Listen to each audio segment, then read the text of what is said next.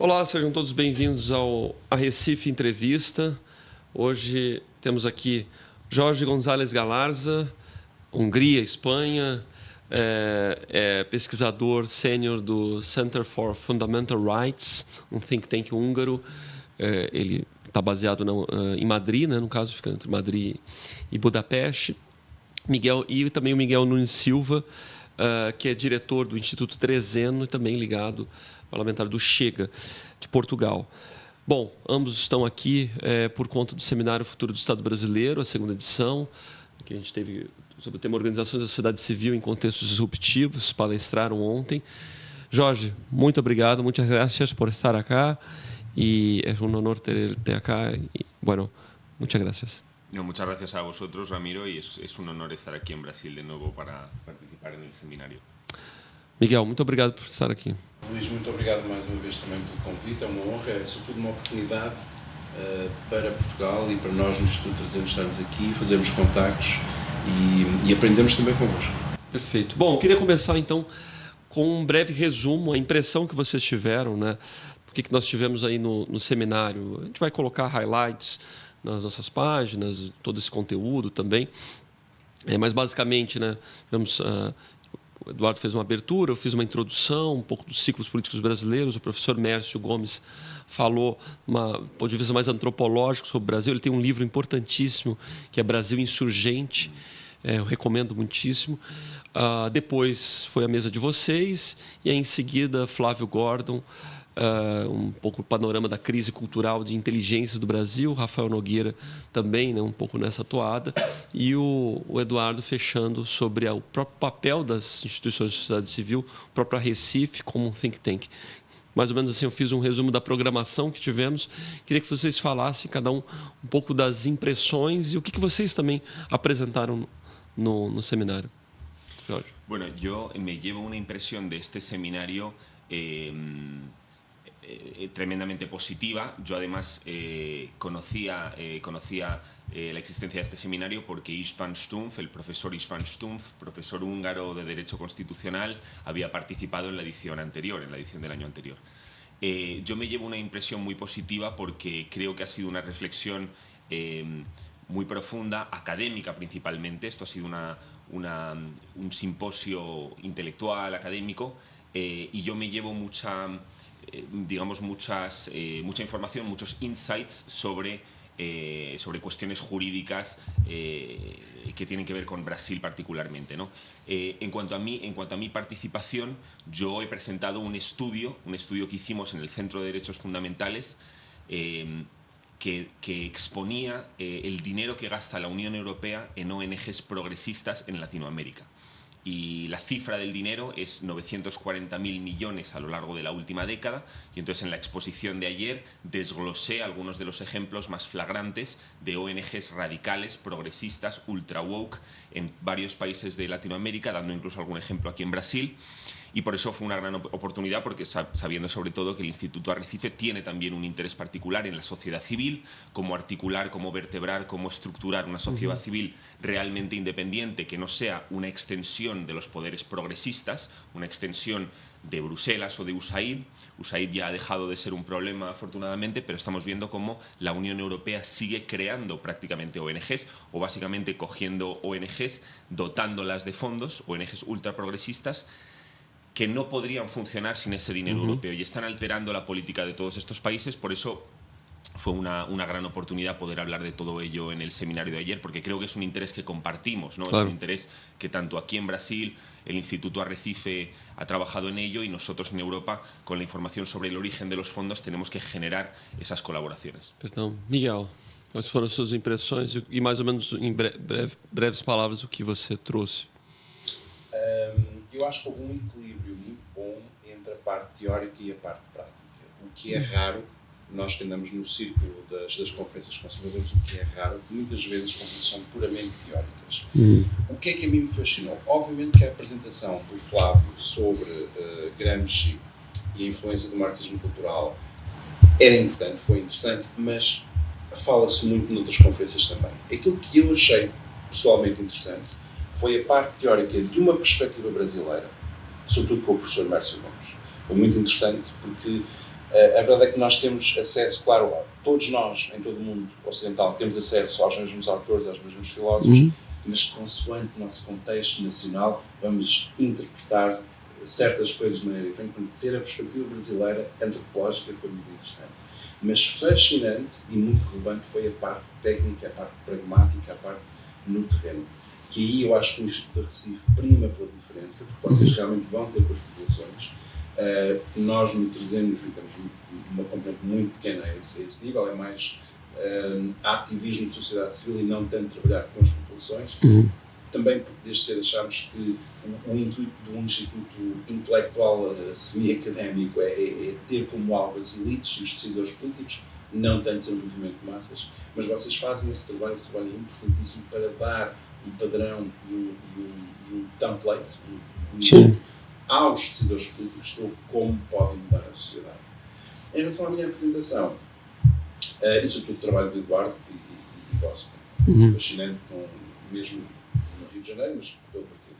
Em relação à minha apresentação, foi uma tentativa de fazer compreender à audiência brasileira aquilo que tem sido o processo de reorientação à direita de Portugal, e para isso eu fui forçado, não vi outra maneira, se não dar uma perspectiva histórica do século XX sobre aquilo que foi a evolução da história política portuguesa, para tentar explicar o surgimento do Chega e, através do surgimento do Chega, explicar o porquê de existir o Instituto 300 e a relevância, a pertinência do nosso trabalho também. Perfeito. Isso é muito bom, porque nós temos, obviamente, né, uma história comum até a independência do Brasil, mas mesmo depois, né, porque o Brasil tem uma formação muito singular em relação a Portugal. Não houve um embate tão forte quanto nos outros processos.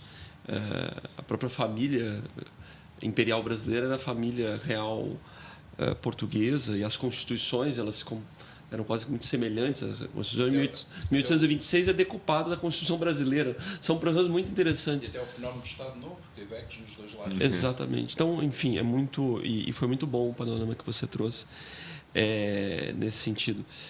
Assim como também o que, né, o Jorge capturou, que é um dilema do que eu digo sobre as agências penetrando nos governos e sendo financiadas por grandes organismos, como, no caso, você mencionou a USAID e hoje, sobretudo, Bruxelas, pela União Europeia. Agora, uma coisa importante que eu queria que você explicasse, Jorge, como que a Hungria, como digamos, um paradigma, né, uma referência de uma proposta não progressista de governo e tem tido uma certa estabilidade, como que isso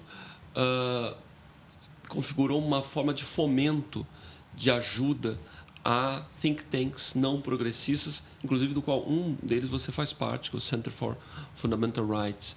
Como que isso foi pensado, como se tornou uma estratégia muito interessante por parte, né, da gestão Viktor Orbán. Eu menciono isso, inclusive, porque na entrevista do ano passado com o professor Istvan Stumpf, ele falou um pouco das universidades, através da criação do MCC e tal, mas eu não conhecia esse detalhe do ecossistema de think tanks. Sí, yo creo que la realidad a la que apuntas es una realidad que conocemos los conservadores de toda Europa, en realidad. Estamos muy expuestos al papel de Hungría. Allá donde en Europa haya conferencias conservadoras, muy a menudo se ven instituciones húngaras. Y me refiero a conferencias en cualquier país. Porque hay una red, se ha articulado una red a lo largo de estos últimos 15 años de un ecosistema, una red, un mosaico de instituciones, de fundaciones, de universidades, a veces de think tanks más o menos pequeños que operan en distintos ámbitos, todos ellos radicados en Budapest, pero que tienen incluso una presencia fuera de Hungría, ¿no? Y entonces Hungría ha emergido como un articulador principal de la derecha, de la nueva derecha europea, ¿no? Y la pregunta que haces, muy pertinente, ¿cómo se ha producido esto y por qué? Y la realidad es que ha sido fruto de un aprendizaje. Hay que recordar que Víctor Orbán llega al poder en Hungría en 2010, pero ya había sido primer ministro entre el 98 y el 2002. Sí. Entonces tuvo un primer mandato entre el 98 y el 2002, fue un primer cuatrienio, en el que también fue primer ministro con una serie de orientaciones distintas. En aquel momento los retos de Hungría era consolidarse como país atlántico dentro de la Alianza Atlántica, en la OTAN, en la Unión Europea. Era un país que había accedido recientemente a este eje, un país excomunista, pero que llevaba apenas 8 años de democracia tras la transición después del comunismo. Entonces eran retos distintos, pero sobre todo Orbán pierde el poder en 2002 y aprende de esa derrota, y una de las lecciones que plasma en una frase es: estábamos en el gobierno, pero no en el poder. Entonces, lo que carecía Fidesz, el partido Fidesz en aquel momento, era precisamente este ecosistema, esta estructura paragubernamental o parapolítica que apoyara la acción del gobierno a través de una labor cultural, de mensajes, de diseminación de ideas, a través de una labor de articulación de espacios, de universidades, de medios, etc., ¿no? Y entonces, cuando Orbán vuelve al poder en 2010, se engrana o se desencadena el proceso de crear este ecosistema y se empiezan a crear muchas instituciones. La nuestra es muy particular. En 2013, un grupo de amigos que eran compañeros de la Facultad de Derecho de ELTE en Budapest crean una fundación y poco a poco se van convirtiendo la fundación en lo que es hoy en día el Centro de Derechos Fundamentales, con CPAC Hungary, que es una de nuestras principales iniciativas. Pero eso, entonces, ha sido un proceso muy poco a poco, y hoy en día es un ecosistema que tiene muchos brazos, muchos actores distintos. Tú has mencionado algunos de ellos: MCC, Ludovica es otra universidad, hay varios think tanks. Quizás la audiencia tenga que saber que en abril del año que viene, en abril del 2026, vamos a elecciones en Hungría, sí, y todo este ecosistema se está volcando a la elección y estamos pasando a ser do tanks, ¿no? Gran parte de nuestra labor se pasa a enfocarse en la contienda electoral. Pero, ¿de qué manera?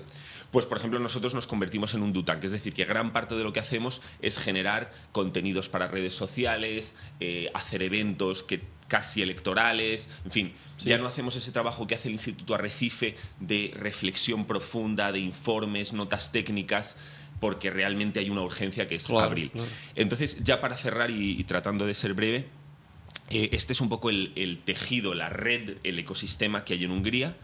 Que, por cierto, animo a todos los oyentes a que se interesen. Nosotros lo llevamos comentando estos últimos días, pero Hungría también tiene un interés en las redes conservadoras de otros países y en generar, sí, alianzas. Creo que eso es importante que los oyentes lo sepan. Y ya está. Y entonces, también es verdad que, bueno, decía antes, a mí me interesa mucho el modelo de Arrecife, porque es un modelo independiente un modelo investigador de think tank, sí, es decir, think tank investigador y tal. Nosotros también hacemos eso, pero tratamos de combinarlo con una labor de acción política, por ejemplo, plasmada en CPAC. Vamos a tener CPAC, sí, antes de las elecciones el año que viene. O sea que... Só uma observação importante: o objetivo do Arrecife, né, como ficou bastante claro na apresentação de ontem, é não ficar identificado propriamente dentro de lados políticos ou até mesmo partidos, porque nós não viemos desse tipo de ecossistema. Nós temos os valores que são dos próprios membros, isso é muito, muito importante, mas a gente procura fazer algo muito estratégico, técnico, né? Trazer as discussões e ser capaz de capturar até mesmo agendas e reconfigurá-las para algo que seja de cunho nacional, propriamente brasileiro, justo, por exemplo, segurança pública dentro de lei e ordem. Então, é capturar oportunidades até por uma questão de sobrevivência, né? Como a gente mencionou, na linha ambiental. Alguém poderia pensar, mas o que se fosse, por exemplo, algo escrito, né? Um grupo de direita, o que estaria fazendo dentro da temática ambiental, que é algo de esquerda? Não existe isso. A gente sabe que as pautas estão aí, a gente reconfigura conforme aquilo que é coerente, aquilo que é até uma busca pela verdade, uma coisa até filosófica, que no reconhecimento do debate nós percebemos que a ideologização perdeu isso, perdeu essa busca. Então a gente viu um pouco, ficou dogmático. Miguel, você queria fazer uma parte? Só acrescentar algo muito breve ao que disse o Jorge, que é Isto porque eu penso que a audiência brasileira poderá possivelmente não ter esta noção, que é o problema da União Europeia não é só o facto de ser parcial no financiamento que faz das ONGs, que realmente resume-se a patrocinar ONGs progressistas com valores desviantes. Pronto, essa parte é má, mas é pior do que isso. É que essas ONGs são também subversivas. Elas são uma ameaça à democracia e à soberania dos vários Estados da União Europeia e da Europa e do mundo no geral, ao ponto em que eu lembro-me quando a Samantha Power visitou a Hungria, quando a outra administração americana estava no poder, com o objetivo de que a USAID, na altura, pudesse tentar influenciar os resultados eleitorais na Hungria. Sim. E tal como a União Europeia já tinha feito anteriormente, ao ser quase diretamente culpada pela subversão das eleições na Roménia, eleições democráticas presenciais na Roménia, e como tentou também ingerir-se, e fê-lo, e afetou o referendo irlandês ou o referendo britânico ao Brexit. É uma ameaça, a principal ameaça à soberania dos Estados europeus é Bruxelas, é a União Europeia. Perfeito. Agora, só um ponto ainda sobre essa pergunta. Você poderia explicar como funciona o financiamento desse ecossistema de think tanks não progressistas e como a previsão de manutenção de sustentabilidade dessas instituições caso o governo mude? Sí, una de las consecuencias de la creación de esta red es que esta red ha contribuido a cambiar la sociedad húngara, es decir, en 2010, cuando llega Orbán al poder, no había un empresariado conservador o no había un empresariado conservador dispuesto a financiar estas iniciativas, que es un problema que de hecho hemos comentado en el caso de Brasil también. Sí. Ahora, en paralelo a la ayuda del gobierno, hay también empresarios que están dispuestos a financiar medios. Pero ese cambio se ha generado a raíz de que ha habido un impulso por parte de las autoridades públicas que han generado estas iniciativas o las han dotado de fondos, y entonces la sociedad ha cambiado en sus percepciones, en todo lo que comentaba Flavio ayer, ¿no? el mindset o el zeitgeist, y entonces ahora hay incluso voluntades privadas que en caso de que cambie el gobierno van a seguir propulsando esto. Sí. Otra forma en la que este ecosistema se ha convertido en election proof, es decir, a prueba de elecciones, es decir, en caso de una derrota electoral eso no va a significar el desmantelamiento absoluto de todo el ecosistema. Otra forma es lo que comentabas en el caso de MCC, por ejemplo, que es una estructura muy particular porque se crea una fundación que no solo se dota con subvenciones anuales del gobierno, sino que se le dan unas acciones de una empresa semipública, en este caso una empresa energética, que le permitirá continuar y perpetuar su misión. Lo que es claro, y de hecho, Ramiro, tú y yo hablábamos de MCC, del caso de MCC, y ojalá más gente conozca MCC y ojalá haya colaboraciones también con Brasil y con vosotros. Pero MCC va a sobrevivir. O sea, va a conseguir sobrevivir pase lo que pase. El día de mañana no sabemos lo que va a pasar en abril, si Víctor Orbán será reelecto o no. O actual cenário eleitoral, as previsões? Pues la realidad es que las encuestas son muy variables. Hay encuestas, digamos, del establishment europeo o incluso promocionadas por Bruselas que ponen a Péter Magyar, que es el candidato de la oposición, por encima, y hay en cambio encuestas hechas en Hungría, a veces hechas por nuestro ecosistema, a veces por otras organizaciones que al contrario ponen a Orbán muy por encima. Quiero recordar que en las elecciones de hace 4 años el margen era muy estrecho y Fidesz acabó ganando por goleada. Acabó una diferencia de más de 7 puntos, entre 7 y 10 puntos. Con lo cual es muy impredecible, es muy difícil decir qué va a pasar en abril, pero desde luego el candidato Péter Magyar, muy brevemente, es el candidato apoyado por Bruselas, que tiene un pasado muy cuestionable, es una personalidad y un carácter muy cuestionable, enfrascado en varios escándalos, y al final los húngaros en abril van a tener que votar por lo siguiente. ¿Queréis pagar más por la guerra en Ucrania? ¿Queréis que la energía sea más cara? ¿Queréis que se abran las fronteras para que entre la oleada migratoria que entró en el resto de Europa? ¿Queréis la ideología de género? ¿Queréis el wokismo? Sobre todo ello, los húngaros van a tener que votar. Hace 4 años ya dijeron claramente no a todo eso. Só ainda breve parte ainda sobre isso. O candidato de oposição ele é de radical de esquerda ou ele é de centro-esquerda? Él se postula o se Ou seu grupo, né? Claro, él se presenta como un candidato Moderado. moderado, Sí. incluso demócrata cristiano. De hecho, Ele afirma-se de direita. él se presenta, su apoyo europeo es el apoyo del principal partido de la Unión Europea, el partido de Ursula von der Leyen, el Partido Popular Europeo. ¿Qué pasa? Él, digamos que su principal fortaleza es supuestamente criticar la corrupción del gobierno o digamos, cada vez que hay un escándalo, erigirse como el candidato limpio. Él tiene muchos escándalos también, pero sobre todo que él no tiene una dirección ideológica, sino que él es maleable, es flexible, va a abrazar cualquier programa que le impongan, porque él al final está apoyado por Bruselas y está puesto por Bruselas, es el candidato de Bruselas. Sí. Entonces es muy difícil saber cuál va a ser. Tiene el apoyo del Partido Popular Europeo, pero tiene también muchas líneas y muchas influencias de la izquierda radical woke. Entonces es el candidato anti-Orban. Le da igual, no propone nada. Él está en contra de lo que hay. Perfeito. Vale a pena dizer que ele veio do Fidesz. Pois é, isso. Não, eu lembro que o professor Stump falou um pouco a respeito dele e eu tentei até equivaler a alguns grupos políticos no Brasil. Perfeito. Bom, vamos acompanhar aí a Abril.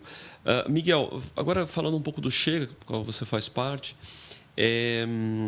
algo importante em relação ao Brasil é como o Chega, e aí você pode até falar um pouco da nova direita portuguesa, até mesmo europeia, qual é a visão sobre o Brasil e até mesmo sobre a imigração brasileira, porque é um dos temas fulcrais, assim, mais importantes da nova direita é o controle migratório, porque houve toda aquela questão da grande substituição, hoje todo aquele cenário, né, de países tomados pelos muçulmanos, acontece uma descristianização da Europa, mas o caso brasileiro, até porque tem uma coisa singular aí ao longo da história com Portugal, teve momentos de muita aproximação até ideológica, como no caso do regime salazarista, em que Gilberto Freire fazia uma apologia a uma unidade, de certa maneira, né?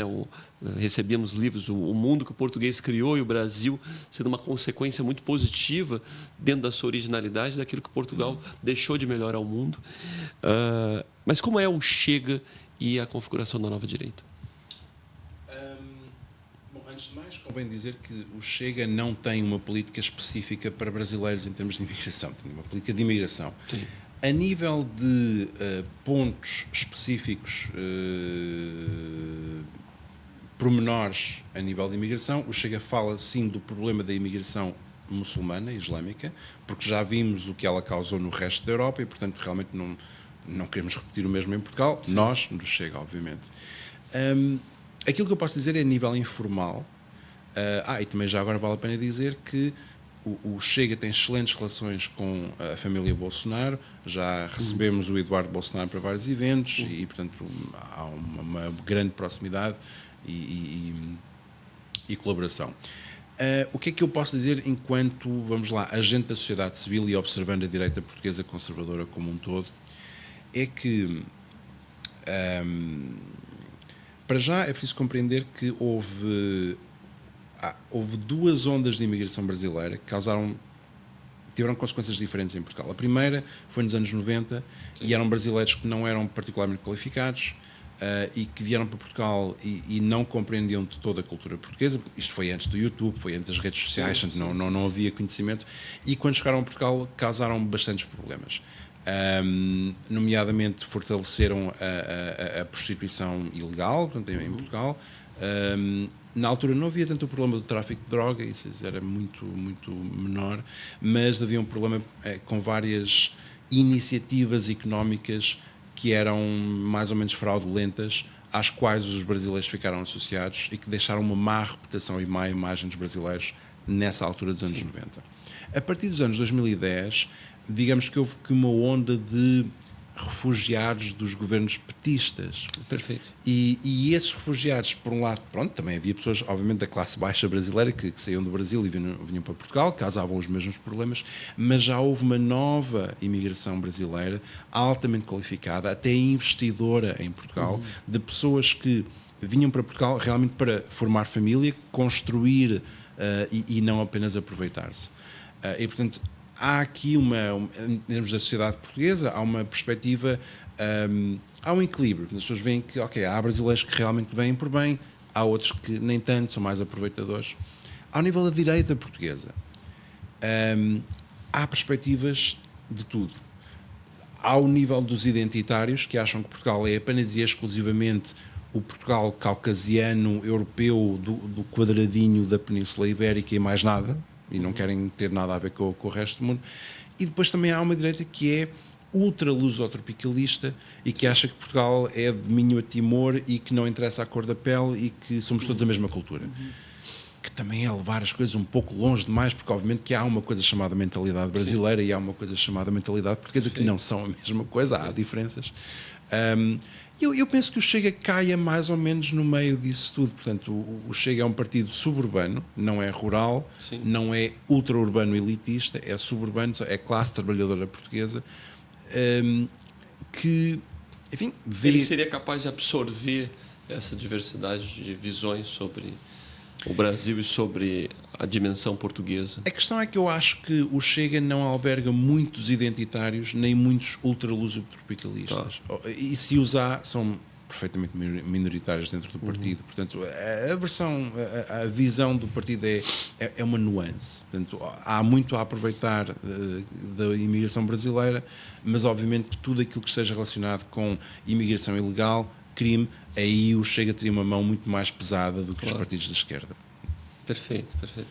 A gente vai voltar num aspecto logo mais disso que você falou, porque parte da motivação de muitos brasileiros, de classe média alta, de irem para Portugal também tem um tema que é o problema 1, 2, 3, 4, 5 do Brasil, que é a segurança pública.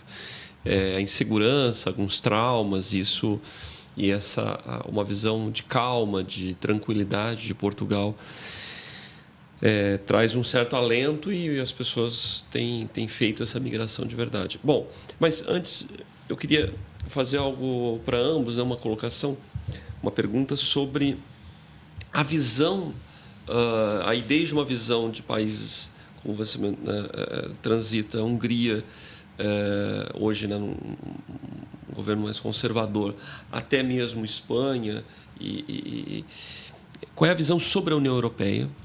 E aí depois, claro, o Miguel complementando também a visão de Portugal sobre a União Europeia e também sugestões, orientações de leitura. A gente conversava antes sobre um livrinho que repercutiu bastante, do Theodore Dalrymple, sobre a União Europeia e explicava mais ou menos alguns detalhes, mas tem uma série de obras também que chegam aqui, mas só lembrando de um que foi muito sucinto, mas muito claro, sobre algo que não aparece muitas vezes claramente a respeito da União Europeia, né? Ele descrevia como uma forma de reafirmar o poder alemão sem ser pela força, uma forma de acomodar políticos no Parlamento Europeu que não cabiam mais na estrutura política local.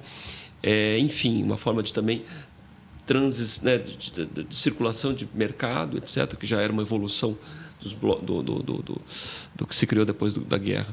Enfim, então, acho que esse mais o panorama, esse balanço sobre a União Europeia.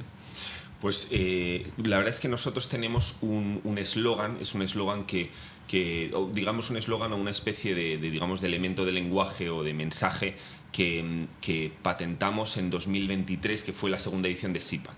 La segunda edición de CIPAC tiene un lema que es No Migration, No Gender, No War. Y yo creo que não imigração, não política de gênero e não a guerra. Não a guerra. Foi em qual ano? 2000 Foi 2023. Fue el 2023. Então já estávamos a guerra. La guerra llevaba ya un año, un poco más de un año. Nuestro primer CIPAC, para que además los oyentes brasileños, que además saben que hay un CIPAC aquí en Brasil, pero ojalá haya interés también en el CIPAC que hacemos nosotros, que ha tenido ponencias brasileñas. Nuestro CIPAC empieza en 2022, a pocos meses de empezar la guerra, y en aquel entonces no había una conciencia de cómo la guerra de Ucrania iba a cambiar Europa, y está cambiando Europa de formas muy profundas, ¿no? O está cambiando digamos, la superestructura política y cómo se toman las decisiones con esos paquetes de billones de euros de ayuda que van a Ucrania y que vienen del dinero del contribuyente, ¿no? Pero ¿por qué digo no migration, no gender, no war? Porque creo que es un tríptico que resume bastante bien el problema de la Unión Europea. A menudo hablamos de que el problema en Europa, desde nuestra perspectiva conservadora, soberanista, decimos a menudo que el problema es la federalización o el supranacionalismo, que se está creando en Bruselas un Estado que acumula cada vez más poderes. Pero en realidad yo creo que hay que leerlo a través de qué palancas usa este Estado supranacional para acumular poder. Y tenemos por un lado la inmigración de masa. Ha desmantelado los poderes migratorios de los Estados miembros, ha abierto las fronteras de Europa, y eso está cambiando radicalmente la cultura europea, con todos los problemas de seguridad que acarrea esto y los problemas de cuestionamiento civilizacional, de cuestionamiento de la identidad europea. Tenemos la ideología de género, que en realidad yo lo extendería al wokismo, porque hay elementos del wokismo que tienen que ver más con, en fin, el racialismo también, etcétera. Y la guerra. Y yo creo que la guerra es la tercera pata, es la más reciente, pero es una pata a la que hay que ponerle mucho foco, porque la guerra está permitiendo que esta élite de Bruselas, que quiere acumular cada vez más poder a expensas de los estados, esta élite usa la guerra. Justifica a guerra para arrecadar más recursos. Exacto. Es un poco un mecanismo schmittiano, un poco digamos, tributario de Carl Schmitt. Europa vive en un estado de excepción ocasionado por la guerra. La guerra se convierte en la excusa para captar poderes y para destinar una cantidad de fondos cada vez mayor para acometer este esfuerzo de guerra que el europeo medio, por cierto, apoya cada vez menos. Cuando empezó la guerra había mucha simpatía por Ucrania y había una voluntad de ayudar. Ahora cada vez menos. Hay una war fatigue, un cansancio con la guerra, ¿no? Pero a tu pregunta sobre las lecturas, yo hago este tríptico porque creo que hay una obra importante en cada una de ellas, ¿no? Yo en el tema de la inmigración hubo autores muy interesantes como Chris Caldwell o como Douglas Murray, que hicieron libros muy interesantes en el 2015, que fue la gran crisis migratoria en Europa, cuando... es un americano y un inglés. The Strange Death of Europe. Exacto. ¿Cómo, perdón? Strange Death of Europe. A morte da Europa. Deve estar traduzido em português. Seguramente esté traducido al portugués. Es un libro muy, muy interesante de un periodista británico, y luego un intelectual periodista americano que escribe reflexiones sobre la revolución en Europa, prestando el título de Burke, ¿no? Pero esto fue en 2015, porque en 2015, a raíz de la guerra de Siria, hay una oleada migratoria, unas rutas migratorias que salen de Oriente Medio, entran por los Balcanes y se agolpan hacia Europa, ¿no? Hay una embestida migratoria hacia Europa, y desde el 2015 han entrado 1 millón de inmigrantes ilegales por año por rutas que a veces eran los Balcanes, hasta que Hungría puso una frontera. Hay rutas alternativas, evidentemente hay rutas en España, pero es una inmigración que realmente masiva, que empieza en 2015 a raíz de esa crisis, ¿no? Entonces esas obras. Luego, en el tema del wokismo, a mí me interesa mucho, hay 2 autoras británicas que se reclaman del feminismo reaccionario, es decir, son de derecha reaccionaria, pero se hacen llamar feministas, y que son muy interesantes, que se llaman Mary Harrington y Louise Perry. Esto sí hay unos show notes en el vídeo de YouTube, te pasaré los vídeos, pero ellas básicamente cuestionan toda la ideología izquierdista, feminista, que pretende autonomizar. O sea, que no solo se meten con la revolución sexual, con el aborto, con la píldora, sino que se meten con toda la ideología que desde el siglo XIX viene disgregando la familia, creando, digamos, pensando a la mujer como una mujer autónoma fuera del núcleo familiar, y el hombre, por supuesto, autónomo fuera del núcleo familiar. Y son autoras que creo que en la cuestión del wokismo y del feminismo son muy interesantes. Y el último, perdona, que me extienda, es sobre la guerra, que es un autor francés que se llama Emmanuel Todd, que se llama la derrota de Occidente, y explica muy bien por qué él cree que Occidente, Europa y en su día la administración Biden no pueden ganar la guerra contra Rusia, porque hay una mentalidad en Rusia, una mentalidad bélica mucho más enaltecida, mucho más robusta, mucho más marcial, en el sentido de querer ganar la guerra, mientras que en Europa lo que hay Foi es um ocaso desse Diminuiu esse ímpeto de combate, né, ao longo do tempo. ¿No? Exacto. Y entonces, y este libro también, si te lo pasaré para los show notes, un libro que realmente recomiendo, la derrota de Occidente, de Emmanuel Todd. Ainda nessa questão de recomendação, você lembra de autores, de intelectuais espanhóis sobre como os espanhóis tratam a Unión Europea?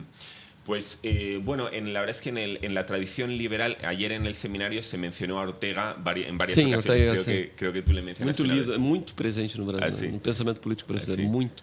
Yo creo que lo mencionaste tú una vez cuando hablabas del Brasil invertebrado, la obra de Ortega, la España invertebrada, y luego la rebelión de las masas, ¿no?, que habló Rafael, ¿no? Esa es un poco, diría, la tradición liberal en España sobre Europa, que es más eurófila, ¿no? Ortega era optimista en cuanto a la integración europea, pero estamos hablando del periodo previo a la Segunda Guerra Mundial, incluso a la Guerra Civil. Había en nuestros países, sobre todo en la Europa mediterránea, había una verdadera esperanza católica, conservadora, de que la integración europea iba a crear un espacio católico. En fin, había movimientos europeístas conservadores, ¿no? Pero hoy en día la derecha, un poco en la línea de lo que ha descrito Miguel en el caso de Portugal, hoy en día la derecha española, y concretamente el partido Vox, es un partido mucho más euroescéptico. Es verdad que España depende de la Unión Europea para su desarrollo, y no hay un Spexit, no hay un argumento por el Spexit en España. Nadie propone salir de Europa, nadie relevante. Mesmo quem é mais à direita.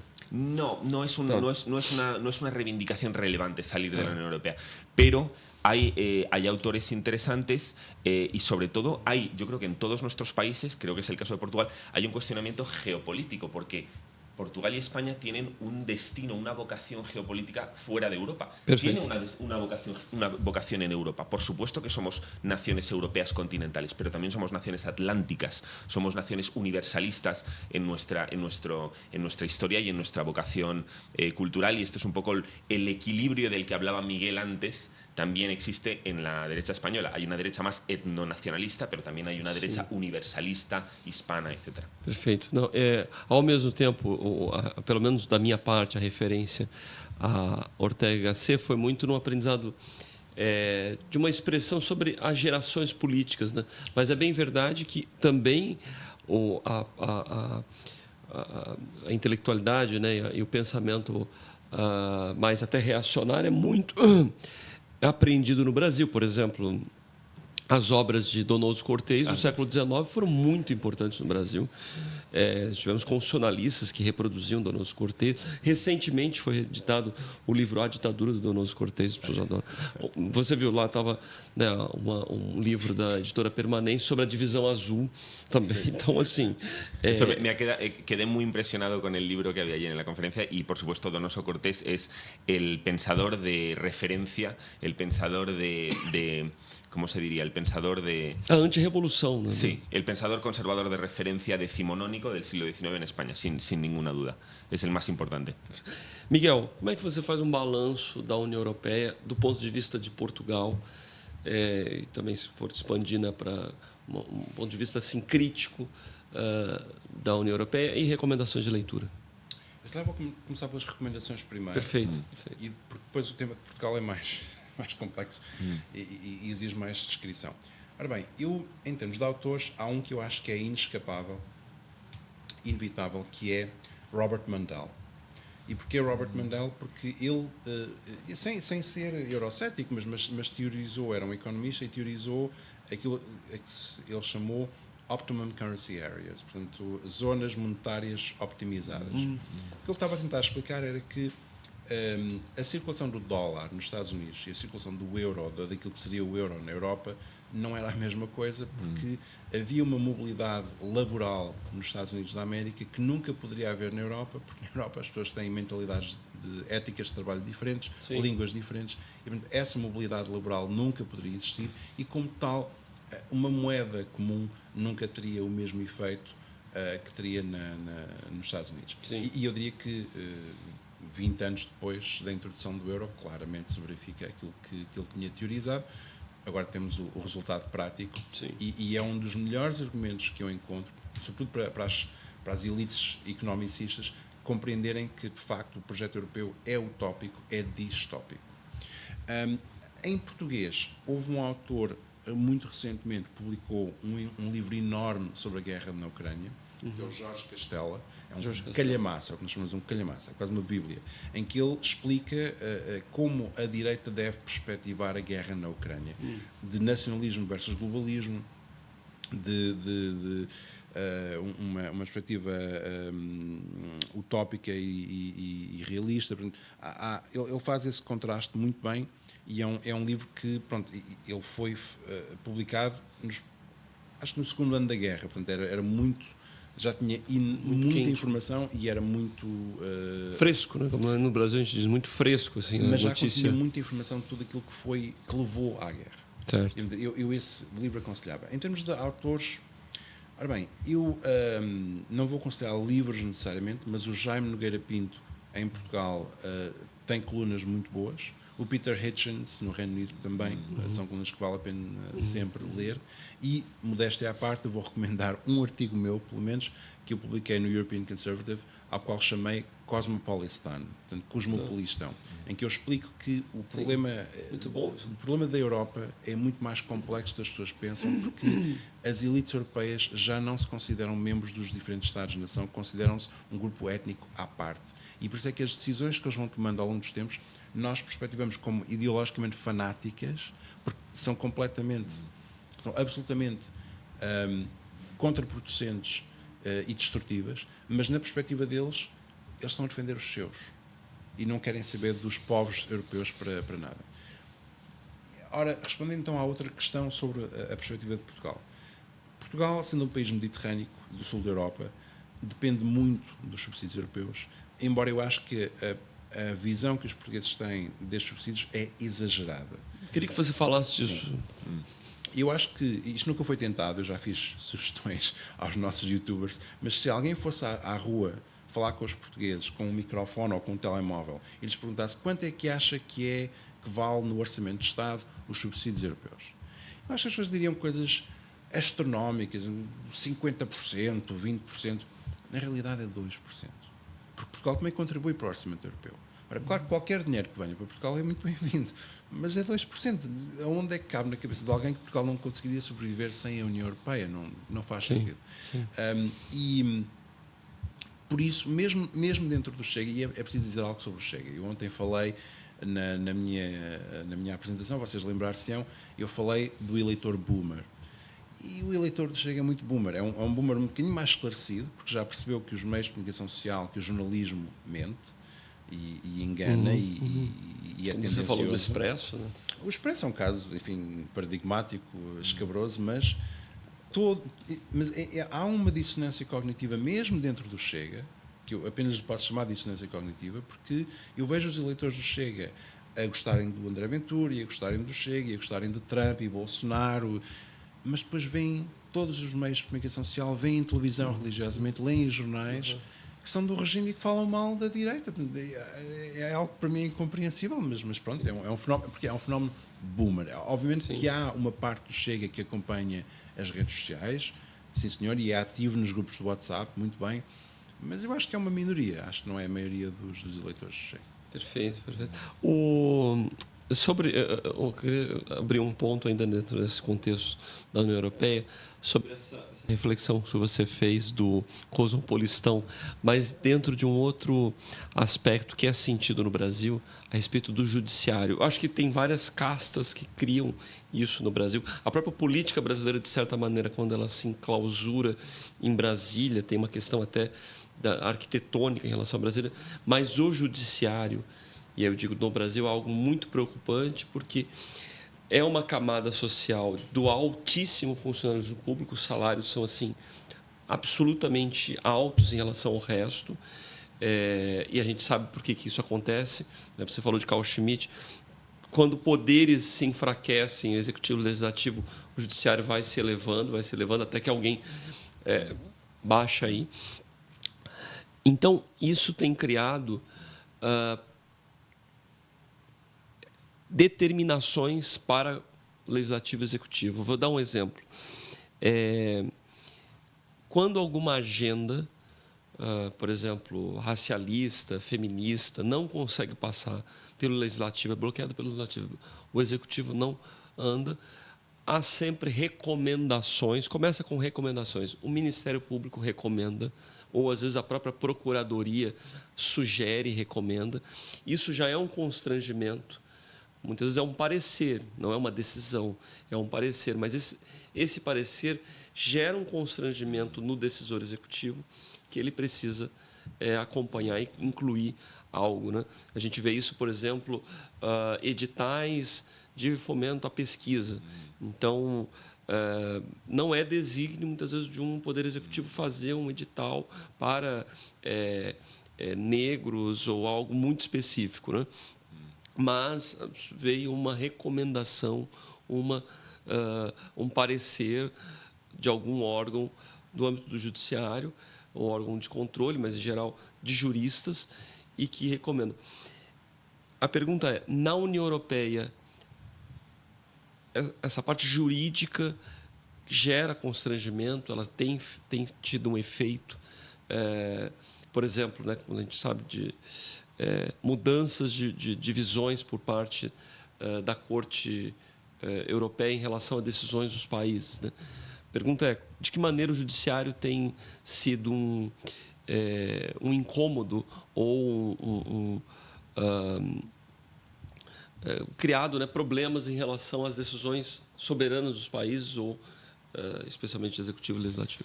Sí, bueno, yo diría que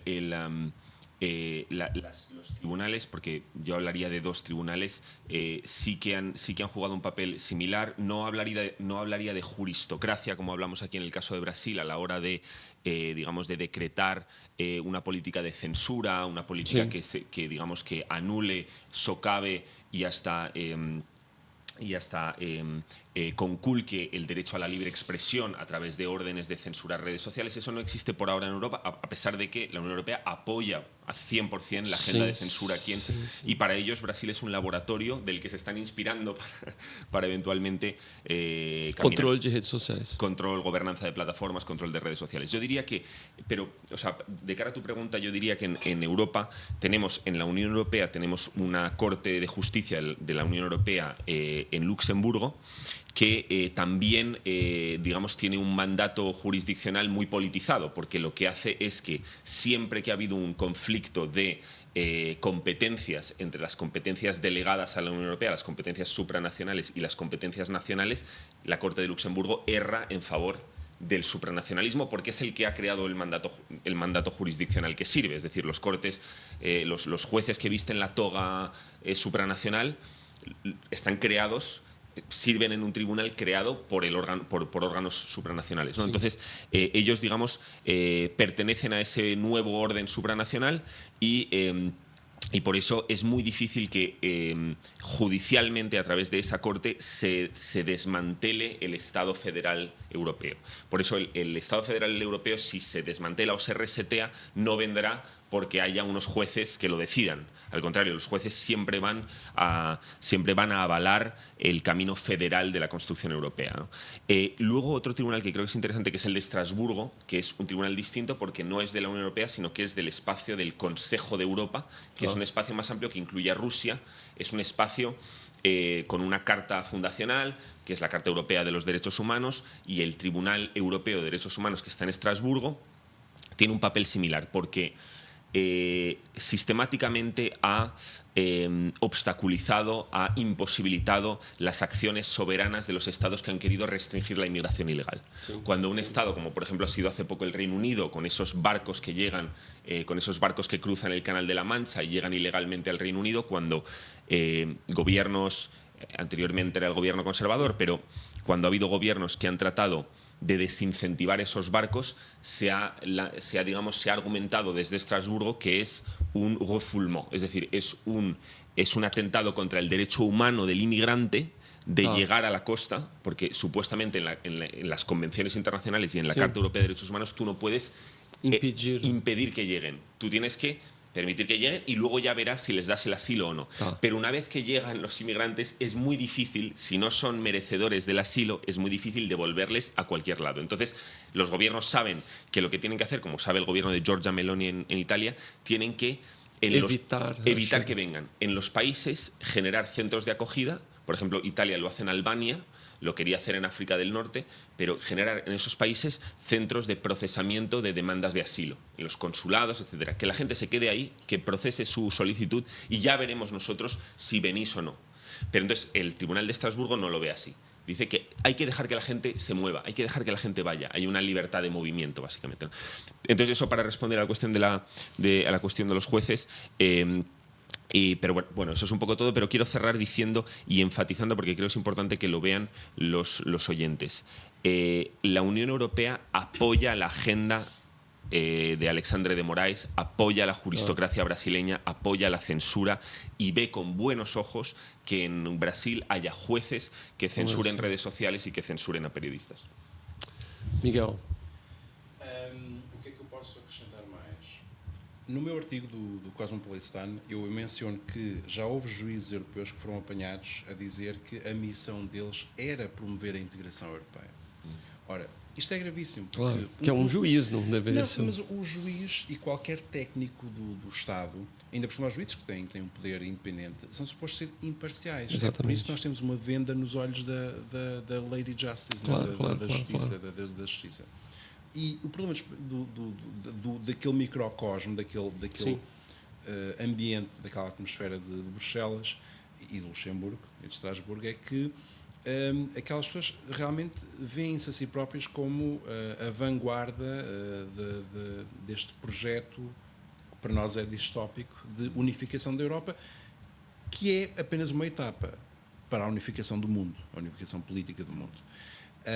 Portanto, os juízes, quer dizer, um juiz deste que tem declarações destas devia ter sido sumariamente demitido no dia a seguir, mas nós sabemos que todos eles concordam nesta missão. Eu falo também num outro artigo que eu publiquei em Portugal sobre um problema que é mais subversivo, que é o problema dos chamados Festschriften, que é Festschriften, que é um termo alemão para o que é feito pelos académicos, mas também por alguns magistrados europeístas, que é trazer casos aos tribunais europeus. E é preciso compreender aqui que, enquanto que na tradição francesa nós somos a tradição do Código Civil e do direito codificado, do lado anglo-saxónico temos a tradição do direito consuetudinário. E o direito internacional e o direito europeu são uma mistura de ambos. E o problema disto é que podem-se introduzir precedentes, e o que estas pessoas tentam fazer é introduzir precedentes artificialmente. Ou seja, eu vou buscar este caso, que nem sequer era um caso com consequências europeias, mas eu vou apresentá-lo aos tribunais europeus para eles poderem legislar, para nós podermos ter uma repercussão geral aqui. Ter uma repercussão que imprima ainda mais, incrementa ainda mais o poder europeu. E depois, o que é que eles fazem? Com a publicação desses juízes, eles pegam nisto e começam a publicar em publicações científicas de direito, europeias e ocidentais, e começam a formar doutrina. E tudo isto não foi feito de baixo para cima pelo povo, por necessidades reais, mas foi feito subrepticiamente, de cima para baixo, top-down, para influenciar, para se ingerir e promover um projeto ideológico que é privado, não é público. É feito com meios públicos, mas o fim é um fim privado, é uma ideologia privada. Perfeito. Bom, preocupante. Para fechar, um tema que eu coloco como essencial para o destino brasileiro e algo que vai aparecer de forma muito forte nas eleições, como tem aparecido, que é a questão da segurança pública. E como o Brasil se tornou já um narco-estado, organizações criminosas penetrando em estruturas de poder, dominando, muitas vezes, situação e oposição política em prefeituras, que são até mesmo em estados. E situações muito graves, muito estranhas, né? Por exemplo, em eleições, candidatos que conseguiam entrar em áreas em que ninguém consegue, a polícia tem dificuldades por conta do controle do crime organizado. Isso aconteceu abertamente na eleição passada, quando agora o presidente Lula conseguiu entrar e colocou símbolos, né, ligados, muito próximos, né, dessas organizações, e situações muito complicadas que o Brasil tem, e muito se fala, né, ao longo do tempo de uma mexicanização, colombianização do Brasil, mas a gente sabe que há um fenômeno muito próprio, o Brasil é muito complexo. O Rio de Janeiro, em especial, é um antecipador da realidade brasileira. A gente conversou muito sobre isso ao longo da estada de vocês aqui.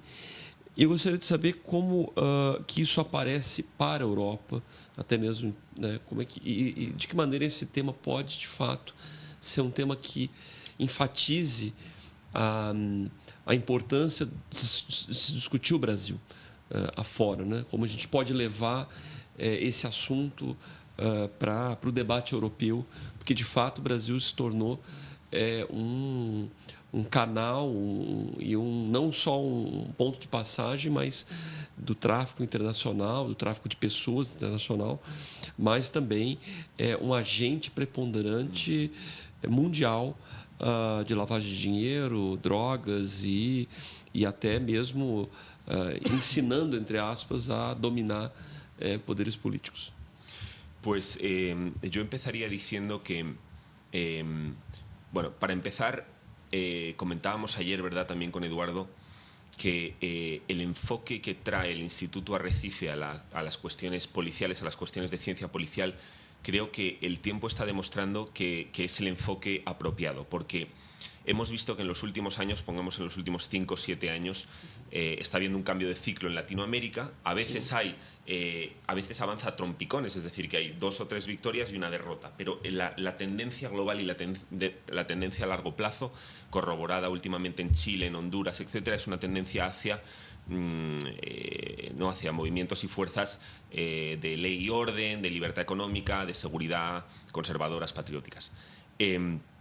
Hemos visto en casos como, por ejemplo, el de El Salvador o en Ecuador, que cuando estas opciones o estos gobiernos han legislado una política de ley y orden y de seguridad muy fuerte, se han encontrado internacionalmente con un ataque directo por parte de las ONGs, de la Unión Europea, que les tildan, les acusan, les tachan de violentar los derechos humanos. Esto ha ocurrido en El Salvador, pero no solo en El Salvador, que por supuesto nos viene a la cabeza la imagen de las cárceles en El Salvador. Pero no me refiero solo a El Salvador, me refiero, por ejemplo, en Ecuador hay una operación nacional para reconquistar el territorio y reconquistar muchas localidades de la costa en torno a Guayaquil, del Pacífico, que el Estado ecuatoriano ha perdido control sobre ellas, y el gobierno de Daniel Noboa, que no es un gobierno radical, es un gobierno bastante centrista, pero quiere implementar esta política de ley y orden, se ha encontrado con que todas las instituciones internacionales, en su día la administración Biden, la Unión Europea, las ONGs, la OEA incluso, le acusan de violentar los derechos humanos, porque envía al ejército y hace operaciones de desmantelamiento de estos cárteles que son robustas, sólidas, pero el mundo cree que Daniel Noboa está, en fin, metiendo a adolescentes en la cárcel o, en fin, que tiene cárceles de alta seguridad que violentan los derechos humanos. Entonces, creo que el enfoque del Instituto de Arrecife es apropiado porque supone pensar una estrategia de seguridad que anticipe estos problemas y que genere diálogos, que identifiquemos cuáles son los problemas, por qué estas ONGs, por qué la Unión Europea está tan empeñada en imposibilitar estas políticas y que se genere esta previsión y esta. Pero, sobre todo, creo que es importante porque si buscamos apoyo de la Unión Europea para restablecer el orden en Brasil, no tengáis altas esperanzas.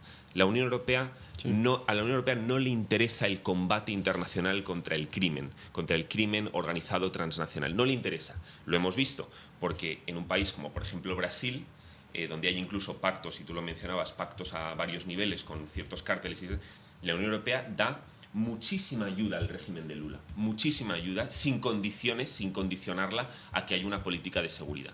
Y esto incluso es paradójico, porque pone en riesgo la vida de muchos europeos y pone en riesgo el comercio, pone en riesgo la seguridad de las relaciones. Pero la Unión Europea no ve el problema del crimen organizado transnacional, como ahora sí lo ve la administración Trump, que sí que está empezando a colaborar.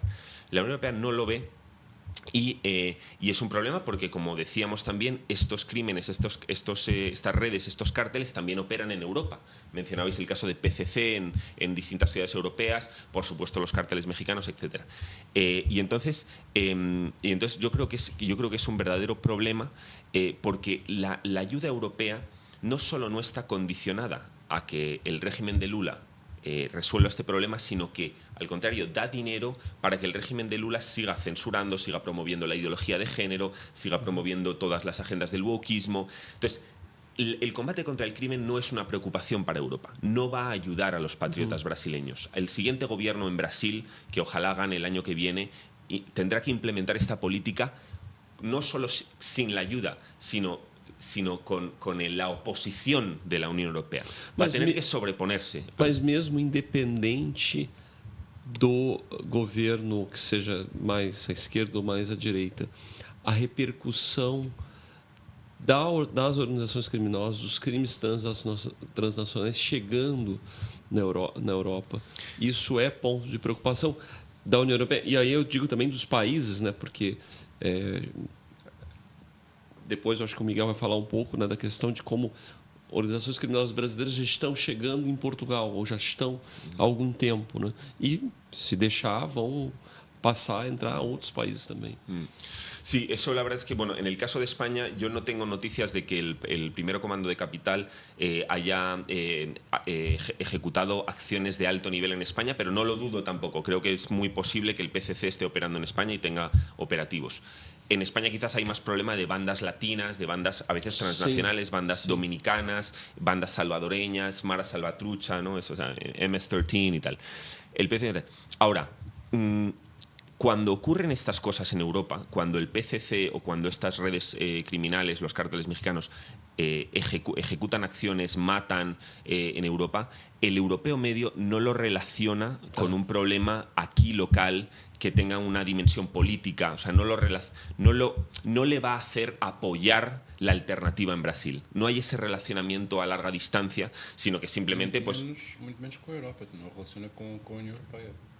No lo relaciona con la Unión Europea. Entonces, yo creo que no hay ese relacionamiento y sobre todo lo que yo creo que tiene que haber es una alianza entre el ecosistema patriótico en ambos lados del Atlántico para hablar de seguridad.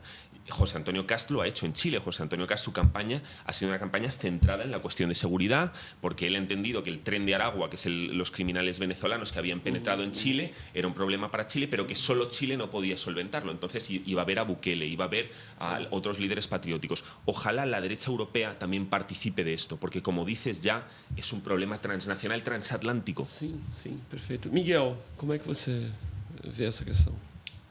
Bom, há boas notícias e más notícias de um ponto de vista português.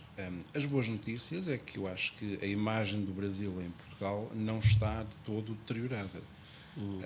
Portugal sempre primou por tentar levar o caso brasileiro à Europa e, portanto, quando houve cimeiras União Europeia-Brasil foram sempre por iniciativa portuguesa. E como todo o ecossistema mediático português colabora com o ecossistema mediático mainstream brasileiro, e nós temos o governo brasileiro, os juízes brasileiros a falarem sobre como andam a conseguir punir a horrível extrema-direita fascisante de Bolsonaro, e como os atores brasileiros vêm a Portugal dizer que fantástico termos o Lula no poder.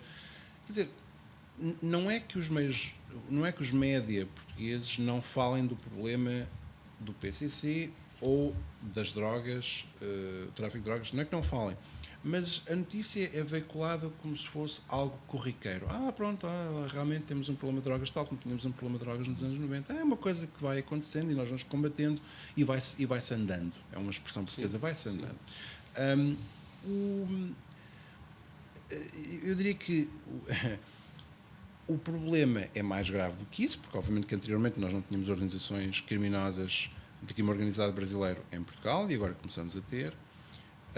E há o problema também do consumo de drogas que se vai incrementando e que anteriormente tínhamos tido sucesso em reduzi-lo. do ponto de vista da Europa, repare, nós estamos a falar da Europa. A própria Úrsula vem com vários escândalos de corrupção para a presidência... Que é a atual presidente A atual presidente da Comissão Europeia. Ela vinha com um escândalo de corrupção na Alemanha, quando ela tinha sido ministra do governo da Angela Merkel, em que ela tinha deixado de lado concursos públicos para a atribuição de investigação ou marketing e tinha ela escolhido unilateralmente, arbitrariamente, grandes multinacionais de consultoria para servirem o ministério que ela presidia, e depois de se tornar presidente da Comissão Europeia tem um escândalo em mãos, que ainda não foi resolvido em tribunal, de negociação com as farmacêuticas, em que ela se recusa a revelar a troca de mensagens de texto nas quais ela negociou os contratos com a Pfizer, nomeadamente, e que nós não sabemos os critérios e as condições desses contratos, mas suspeitamos seriamente que ela sabia que as vacinas não eram muito seguras, ou que pelo menos não tinham grande efeito na prevenção do contágio. Mas como ela se recusa a revelar e refugia-se num certo estatuto extraterritorial das instituições europeias, de não estar sob a alçada da jurisdição de nenhum tribunal nacional, portanto ela refugia-se nisso. Ela própria tem uma conduta pessoal perfeitamente lamentável, e portanto não é surpreendente que escolha colaborar com um regime censório e um regime corrupto que tem ligações próprias, ainda não sei se diretas ou indiretas, mas ao mundo organizado, do crime organizado brasileiro. A esperança, e se isto é verdade ao nível da Europa, em Portugal ainda mais, porque a perspectiva, a narrativa política portuguesa é sempre: o Brasil é um país irmão, tem algumas dificuldades, mas somos todos amigos. O presidente Marcelo Rebelo de Sousa vem ao Brasil e é muito amicíssimo de Lula. Lula é convidado a ir à celebração dos 50 anos do 25 de Abril em Portugal. Quer dizer, não há... Se isto já não é escrutinado a nível europeu, a nível português ainda menos. Portanto, por um lado, as relações bilaterais, excelentes. São excelentes, Luís. Por outro lado, atenção a estes problemas que são gravíssimos, não. Ainda que, eu até reitero aquilo que eu tinha perguntado para o Jorge, ainda que isso independa, o problema existiu no governo anterior do Bolsonaro, ações foram feitas, mas continuou essas organizações criminosas, porque não houve uma ação estrutural diante delas. O Brasil não conseguiu ainda fazê-lo. Então, a questão é mais para além do momento que tem, né, um governo mais à esquerda que possa ser ou não conivente, assim, mas eu diria até algo como, para além disso, como ao longo dos anos o Brasil tem se tornado, e hoje nós falamos com certa infeliz tranquilidade, que é um narco-estado. Em vários momentos, calcula-se que pelo menos 1/4 da população esteja sob o domínio de organizações criminosas, territorialmente, sem contar a potência econômica, porque o crime organizado já controla certos, por exemplo, nichos comerciais e de negócios, por exemplo... Legítimos, sem ser a droga. Não? Exatamente, que lavam dinheiro. Não se sabe, por exemplo, postos de gasolina em São Paulo, ou a distribuição de bebidas.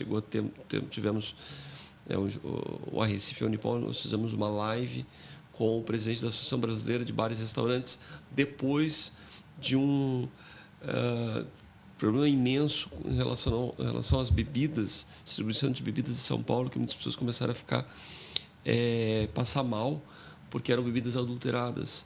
Isso tanto em lugares muito pobres quanto hotéis de luxo, porque você não sabe quem distribui, e muitas distribuidoras são controladas pelo crime organizado. Então, é mais nesse sentido também, para além mesmo das circunstâncias governamentais, o problema se tornou um problema do Estado brasileiro. Né? É más o menos eso. Sí. Bueno, la verdad es que yo creo que hay un enfoque, hay que ser optimistas, porque el enfoque de la administración Trump ahora mismo, quizás en un inicio, administraciones republicanas anteriores solo veían la dimensión geopolítica en la región, ¿no? Es decir, hay que alejar a China y a Rusia y a Irán de la región. Y creo que Marco Rubio y la administración Trump está entendiendo que hay un problema transnacional pero doméstico del crimen en estos países y están dispuestos a ayudar a combatirlo. Yo sí que sé que, por ejemplo, Daniel Noboa en Ecuador está pidiendo ayuda, está recibiendo algo de ayuda, quizás no lo suficiente, pero la administración Trump es la que más está ayudando, me consta, creo haber entendido que es la que más está ayudando a las naciones con buenos gobiernos, con gobiernos serios, a combatir el crimen en sus países, y eso ya es un enorme avance. Sim, sim. Ao mesmo tempo, em relação ao Brasil, foi baita, digamos assim, banho de água fria, a retirada, e isso foi uma intenção do próprio Trump, a retirada das sanções aos ministros. E é uma coisa curiosa, como é que você reconhece que alguém é violador de direitos fundamentais, como reconheceu a respeito do ministro Alexandre de Moraes, e aí de uma hora para outra, ele não é violador sem ter tido uma apuração, e a recomendação dos órgãos foi que ele permanecia como violador. Houve muita negociação ali comercial, mas isso, em parte, é uma coisa que se coloca em dúvida, o próprio caráter do governo Trump em relação a essas pautas, se realmente isso vale, se realmente a visão de Rubio se faz presente, ou agora, importa mais alguns negócios que o Brasil possui, mesmo sendo Lula, não gosto de Lula, mas gostei porque ele está negociando e vamos lá. O que ficou para nós foi muito isso. O Lula é um baita negociador, um grande negociador, e mesmo todo um cenário americano, mesmo Elon Musk chegou a fazer uma imagem com o Alexandre de Moraes preso, como se fosse um sonho, e, ao mesmo tempo, o Alexandre de Moraes puniu a Starlink no Brasil, e o governo americano agora acaba de abaixar as sanções e liberar qualquer culpa sobre o ministro Alexandre de Moraes. Então, isso, pelo menos assim, para nós, e chama atenção ao mesmo tempo, porque se formos comparar em dados, em números, a dimensão de PCC e crime organizado, cada uma, não preciso juntar as duas principais organizações criminosas, cada uma é muito maior que Tren de Água. Muito maior no sentido assim, de volume de negócios, de penetração do tráfico internacional. Então, assim, o que realmente... Faço esse comentário por uma pergunta até final em relação a como a União Europeia tem percebido o, digamos assim, neomonroísmo de Trump, essa tentativa de dominar a América Latina, porque quando houve lá atrás, né,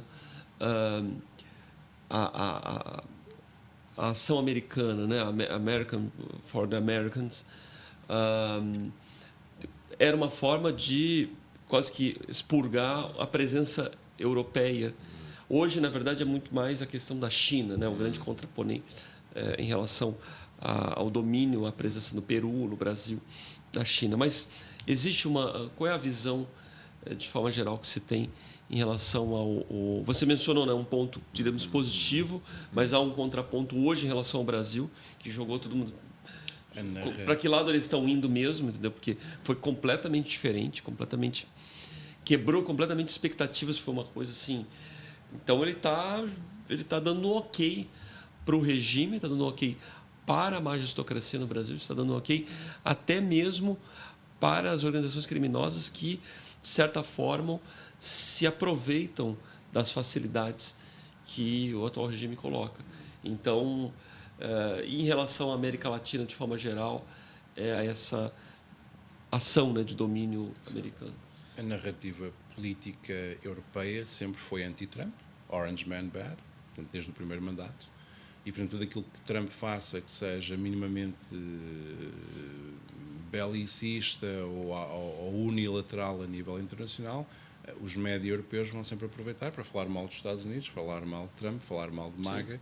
E existia a intenção, o sonho de fazer da Europa o contraponto ao nacionalismo horrível da administração Trump e ser o farol internacional do progressismo liberal, progressismo Sim. internacional, que fazia uma boa parceria com Lula. Não é? E, portanto, tudo aquilo que Trump faça que tenha um impacto mais de confronto e de concorrência, enfim, agressiva, a narrativa europeia e dos médias europeus é sempre de que nós é que somos os civilizados e estes bárbaros, selvagens, extremistas são o desafio e a Europa seria então o farol contra Putin e Trump e o resto.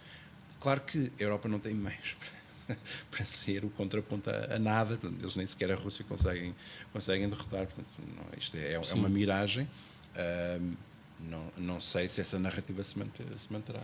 Sí.